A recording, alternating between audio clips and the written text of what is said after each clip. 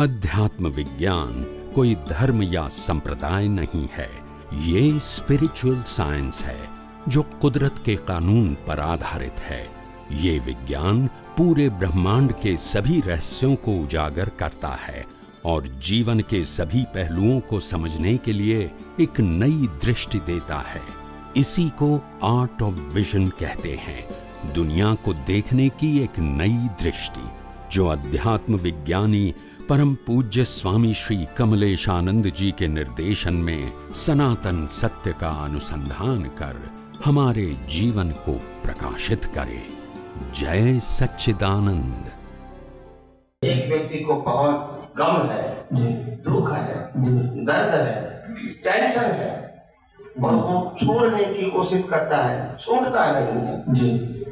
सोने की कोशिश करता है, नींद नहीं आती है, विचारों के आधार से। फिर वो आदमी ने बियर पी लिया और नींद आ गई। समझ में आ गया?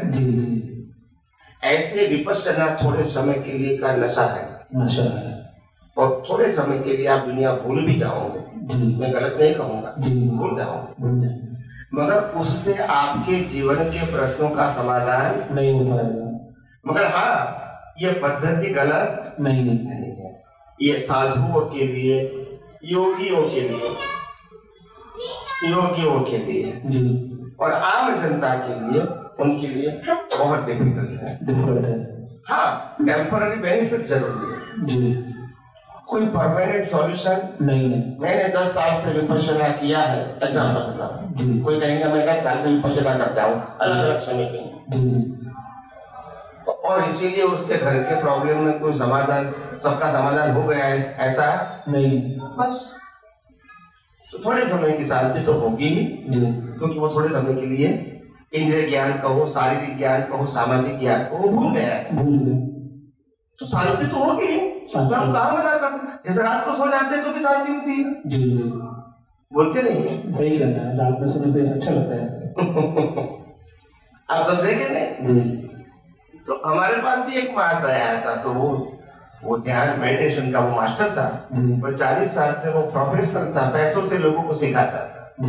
तो मेरे पास आया कहीं से किसी के नाम फोन नंबर लेके, तो मैंने तो पहले सुना कि आप मेडिटेशन में क्या करवाते हैं, मास्टर आप एक्सप्लेन करो, हम इस पर वाद विवाद नहीं करेंगे, आपको जो बताना है आपकी मेथड को बताओ, मैं सुनता रहूंगा, मैं बीच में डिस्टर्ब नहीं करूंगा, आपको जो एक्सप्लेन करना है वो करो।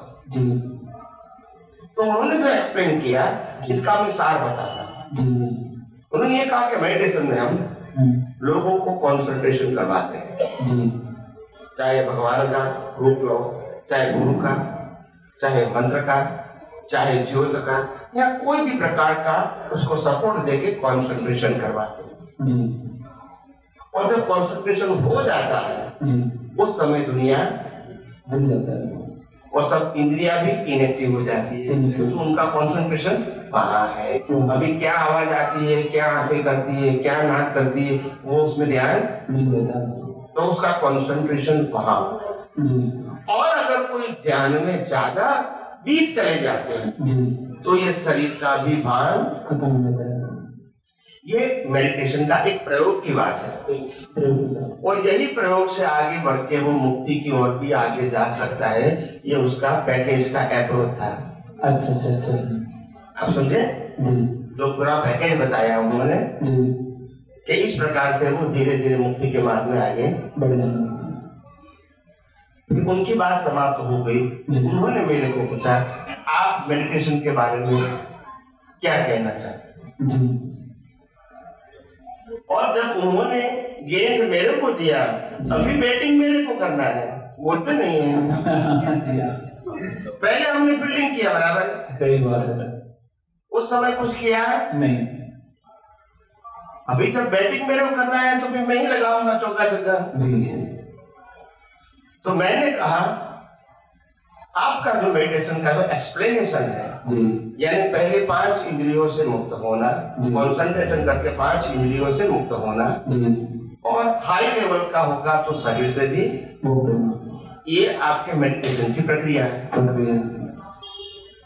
जो प्रक्रिया दुनिया के सभी इंसान के लिए रात को सो जाते हैं तो कॉमन है, कॉमन है, बोलते नहीं है। सही करना है, इसके लिए मेहनत करने की, जो कॉमन है उसके लिए मेहनत करने की नहीं करना।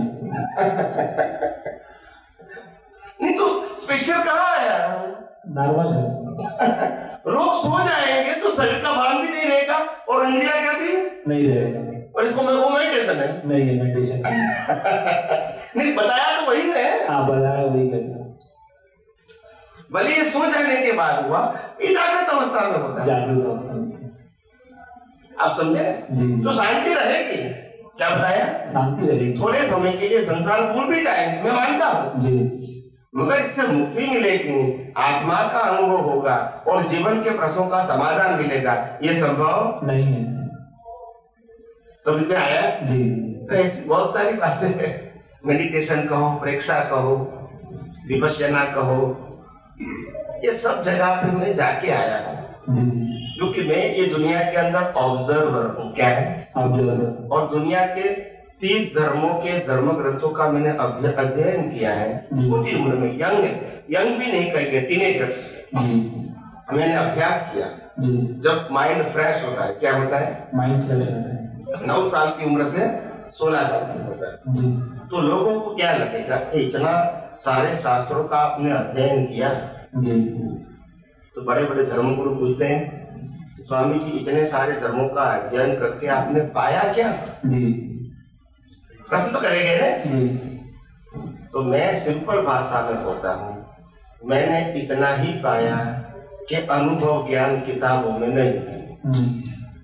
नहीं समझ में आया? जी एकदम सही। इतना ही पाया कि अनुभव ज्ञान किताबों में नहीं है।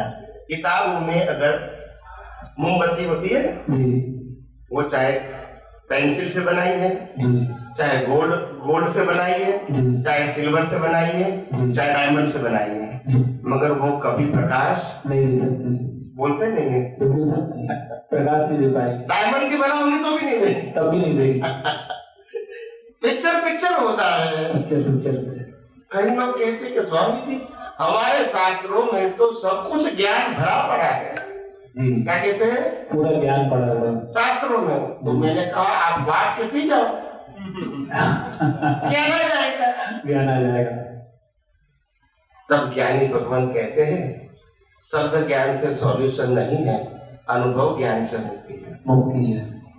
शब्द ज्ञान तो एक बेसिक है, फंडामेंटल, प्राइमरी, वो अल्टीमेट नहीं, मगर वो शब्द ज्ञान का जब मर्म नहीं समझोगे वहां तक आगे बढ़ने की संभावना नहीं, और इसके लिए अनुभवी ज्ञानी चाहिए, नहीं तो शब्दों के अर्थ में ही फंस जाएंगे।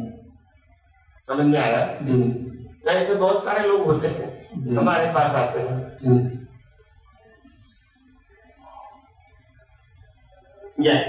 कुछ स्वामी एक प्रश्न और एक प्रश्न छूट गया उस समय, और ये उसी शास्त्र में प्रकृति रहस्य में दिया है, जन्म जीवन और मृत्यु, इसको थोड़ा समझेंगे आप। जन्म जीवन और मृत्यु उसकी विस्तार दिया है, और लिखते हैं कि जन्म लेना इत्तेफाक है, जीना इत्तेफाक नहीं, जिंदगी जी के देखो बहुत मुश्किल है, और मृत्यु तो सत्य है, बीच में है जीवन। जन्म सत्य नहीं है, मृत्यु सत्य मतलब होना है, जो पैदा लिया उसको, ये कह रहा है। और जीवन को टोटल उन्होंने परमाणु कहा है, पूरी दुनिया परमाणु से जीवन चल रहा है। आज वैज्ञानिक किसी को इम्यून पावर या प्रतिरोधक क्षमता मानते हैं, और इस परमाणु के 2 पहलू है, सकारात्मक नकारात्मक, पॉजिटिव निगेटिव। अगर पॉजिटिव हो गया तो इंसान को रोग, दो चिंता, ये बीमारी सब आएगा, निगेटिव है तो स्वस्थ जीवन आगे बढ़ाएगा, ऊपर पाएगा। ये 2 पहलू में बांट दिया है। तो जन्म लेना इत्तेफाक है, इसको जेनेटिक कहते हैं, जेनेटिक भी कहते हैं और डीएनए, वो जीवन में आ रहा है। जेनेटिक और डीएनए 2 शब्द प्रसिद्ध है। परमाणु में जाएगा, वो अलग चीज होगा। परमाणु की बात करते हैं ना, परमाणु विश्व में चल रहा है, परमाणु से जीवन चल रहा है, ये वही तो मैं कहता हूँ। तो कहा कि आप जो बात करते हैं वो डीएनए की बात है। हाँ ठीक है, चलो चलेगा। परमाणु की तो बात करते हैं, इसलिए तो मैंने शॉर्ट में बता दिया। बोल रहा है कि पैदा लेना इत्तेफाक है, जीना इत्तेफाक नहीं, जिंदगी जी के देखो बहुत मुश्किल है। ये कह रहा है। और दूसरे सोपान में लिखा है दुनिया के कोई भी जीव दो चीजों को बता नहीं सका कि जन्म लेने के समय तुम्हें क्या महसूस, क्या दर्द हुआ, और मरने के समय तुम्हें क्या महसूस या क्या दर्द हुआ। ये दुनिया के कोई जीव इस चीज को प्रकट नहीं कर सका है। तीसरा में दे रहा है कि जो जीव जिस रूप में इस दुनिया में पैदा लिया है, मरने के बाद दोबारा उस रूप में कभी वो नहीं होगा, चाहे देव, दानव, गंधर्व, मनुष्य कोई भी होगा। जो जिस रूप में जन्म लिया और वो मर गया, तो उस रूप में कभी भी इस दुनिया में वो जन्म नहीं ले। ये लिखा है। रूप यानी जैसे मनुष्य है तो मनुष्य में नहीं आएगा ऐसा? नहीं, वैसा नहीं है। जिस रूप में जैसा पैदा लिया है वो तो बराबर, उस रूप में वो जन्म नहीं लेगा, ऐसा कह रहा है। वो तो बराबर। तो इसमें आपका क्या ख्याल है, क्या कह रहा है? नहीं, वो तो यही तो बात है कि हम ये जो उन्होंने बात किया वो तत्व ज्ञान की बात किया, और जड़ तत्व के जो मॉलिक्यूल्स होते हैं उसके डीएनए कहो या दूसरा शब्द कौन सा नाम है, जीन्स, ये सब मैकेनिकल है। इससे ज्ञान से कोई मतलब नहीं। परमाणु को तो इसका ज्ञान हो सकता है मगर ज्ञान से उसको कोई मतलब नहीं है। इसकी जानकारी को हम ज्ञान जरूर कहेंगे, इसमें ज्ञान नहीं है, ये जड़ है।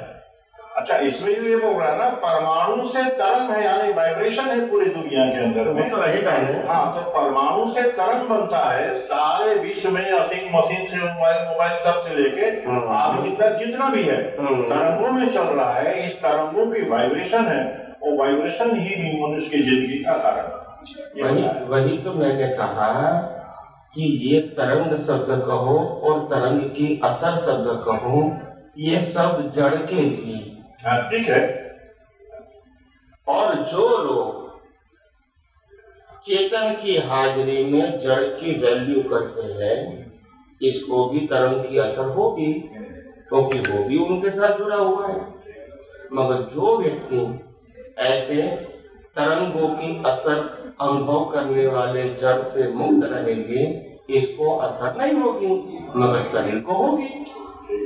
इसी का नाम है विज्ञान। इसीलिए शरीर को होगी या नहीं होगी वो तो प्रश्न, क्योंकि वो कुदरती रचना है, इसको होगी या नहीं। समझ में आया? ठीक है। जब राम को खाना नहीं मिला तो शरीर को तो भूख लगेगी, देह तो उनके स्वभाव में रहेगा कि नहीं। अंदर राग द्वेष नहीं होगा क्योंकि मैं शरीर नहीं हूँ और मेरे को भूख नहीं है और ये मेरा स्वभाव भी, तो मेरे ज्ञान में तो कोई तकलीफ नहीं है। मगर शरीर को, जैसे आम शरीर को तकलीफ होती है, वैसे ही शरीर की तकलीफ ज्ञानी को होती है, क्योंकि सभी का शरीर का क्रिएटर, ऑपरेटर, डिस्ट्रॉयर कौन है? कुदरत है। तो स्वभाव भी कैसा रहेगा सबका? शरीर का इक्वल रहेगा। मगर शरीर के साथ जुड़ना और शरीर के साथ अलग रहना, ये तो ज्ञानियों की बात है। समझ में आया? तो जिसको तरंगों की असर होती है उसके साथ जुट जाना है, तो सही है। मतलब ये तो ये तरंगों की असर होना, यही तो ज्ञान है। ठीक है ना? तुम तरंगों की बात करते हो जो दिखते नहीं है, मगर ज्ञानी ये कहता है दिखते हुए दृश्यों को भी, दिखते हुए दृश्यों की, दिखती हुई अवस्था की भी असर नहीं होनी चाहिए। उसी का नाम है आध्यात्म विज्ञान। और जन्म मृत्यु के बारे में जिसको आज तक दुनिया बता नहीं सकी है, जन्म के समय क्या दर्द हुआ, क्या तकलीफ हुआ, और मरने के समय तुम्हें क्या तकलीफ, क्या दर्द हुआ, इस दुनिया में एक भी गवाह देने वाले नहीं, कोई नहीं बता सकता। मैं क्या कहता हूँ, अगर जन्म के साथ दुख हुआ और मृत्यु के समय दुख हुआ, वो हमको जान के क्या करना है? नहीं, मान के हुई तो किसी ने नहीं बताया, छोड़ दो। अगर किसी ने बताया तो क्या बेनिफिट? एक जिज्ञासा, वही तो बात है। मतलब क्या है आप समझे?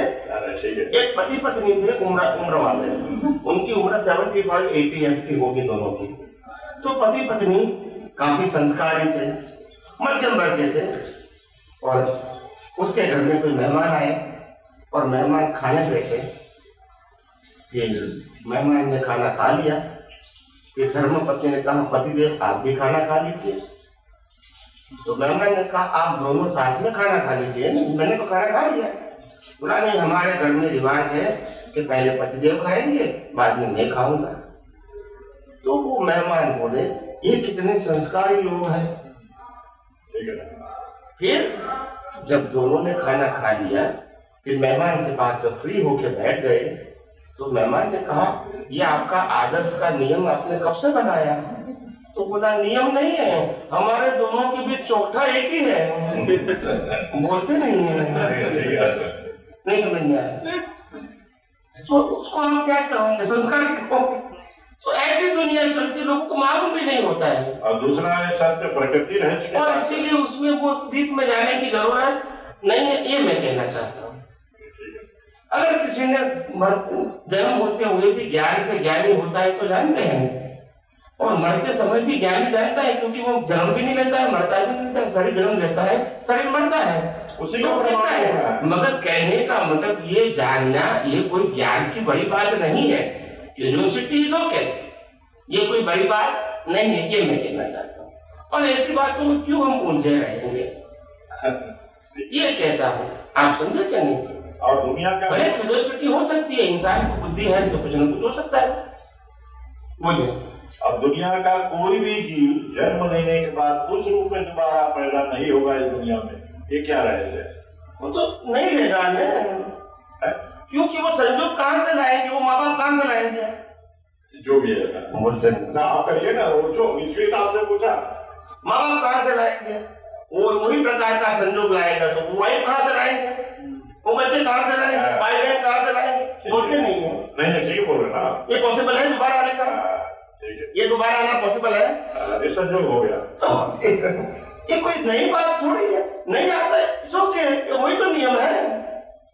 मैं तो ये कहता हूँ आप इस क्षण में जी रहे हैं और इस क्षण में जो संजोग है ये संजोग भी दोबारा नहीं आएंगे। नहीं आएंगे, अंदर का नहीं बाहर का भी। ठीक है, समझ में आया?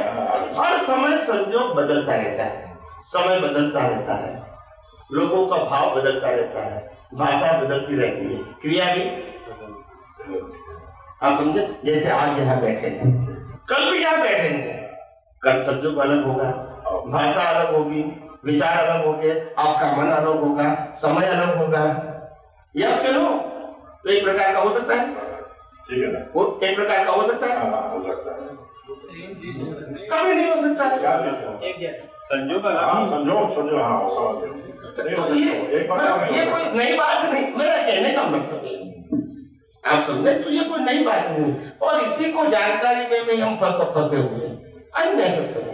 जानना है तो ये जानो सनातन सत्य क्या है, जानना है तो ये जानो मैं चेतन कैसे हूँ, मैं चेतन हूँ तो अनुभव कैसे कर सकूँ। अगर मैं शरीर नहीं हूँ, अगर मैं अवस्था नहीं हूँ तो कैसे नहीं हूँ उसका अनुभव करूँ, ये जानना है। बाकी सब जानने से क्या फायदा? मगन भी ने क्या किया, छगन भी ने क्या किया, भी हमको क्या मतलब? किया गया नहीं किया हमको क्या मतलब है? ये भी सत्य समाधान में दिया है, उसी में बड़ा प्रकृति रहस्य है, बहुत से है जिसको कितना याद करोगे, नहीं जितना याद किया उसको मैंने मगर ये पजल में आ जाओगे। मेरा कहने का मतलब ये सब बातें सुन के फिर आपको लगा मैं ये जानूं, फिर आत्मा जानना भूल जाओगे। तो जो जानना है वो तो जाना नहीं, बाकी सब जान लिया तो क्या करना। और इसलिए श्रीमद राजचंद्र ने बताया जेने आत्मा जानो मैंने सर्व जानो, और सब कुछ जाना, अगर आत्मा नहीं जाना तो कुछ नहीं जाना। बिल्कुल सही है। हमारे नरसिंह मेहता का नाम सुना है? नरसिंह मेहता ने क्या कहा? जहां लगी आत्मा तत्व चिन्हो नहीं, तहां लगी साधना सर्व झूठी। कितनी भी साधना किया, अगर आत्मा का अनुभव नहीं हुआ तो क्या फायदा हुआ?